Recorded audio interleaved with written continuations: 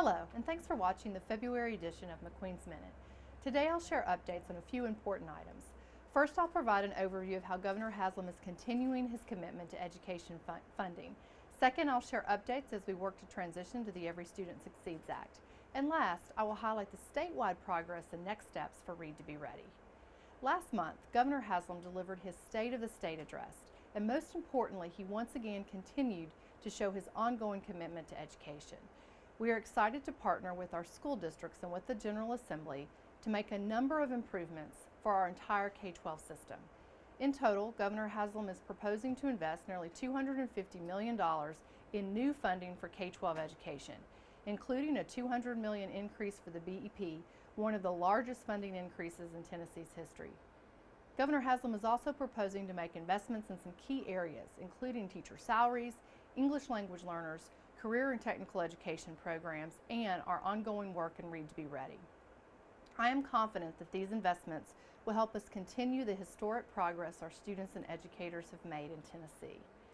Over the past year, we have been working to draft our state plan to transition to the Every Student Succeeds Act, or ESSA, and build on the progress we're seeing in our schools. In December, we released a draft plan that incorporated input we received from thousands of Tennesseans and asked for further feedback. Across the state, we have heard how the opportunities and areas of focus in our plan resonate and align with the existing priorities and goals of our schools, particularly the focus on developing well-rounded students. We also received input from educators that has helped us to refine and improve our ESSA plan to be responsive to the day-to-day experiences in our schools. Of note, we do plan to cut the TN Ready Science and Social Studies test in half for next year for students in grades 3 through 4, while adding some components to the English Language Arts assessment, given our collective focus on literacy in the early grades. We will also reduce the weighting of our school accountability framework metric that looks at how often students are out of school due to absences or suspensions. Over the next few weeks, we will continue to work with key groups, educators, and directors of schools to continue to refine our final plan before we submit in early April. I am encouraged by the positive feedback and ideas that have been shared with us and the ways stakeholders believe our ESSA plan will allow us to continue to build positive momentum in our state. On a final note, a few days ago, First Lady Chrissy Haslam and the department hosted an event to highlight the positive statewide momentum from the first year of Read to Be Ready. At the event, we discussed the findings from our new report on elementary grades reading in Tennessee.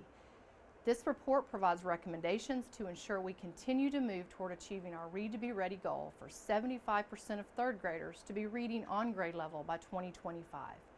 Over the past year, we have seen a tremendous commitment to Read to Be Ready across the state, and now we want to build on this enthusiasm to go deeper with our teachers and to strengthen instructional practices. From the beginning of Read to Be Ready, we have known that these deep and meaningful instructional shifts will take time. As a state, we are committed to supporting our teachers in this work for the long haul.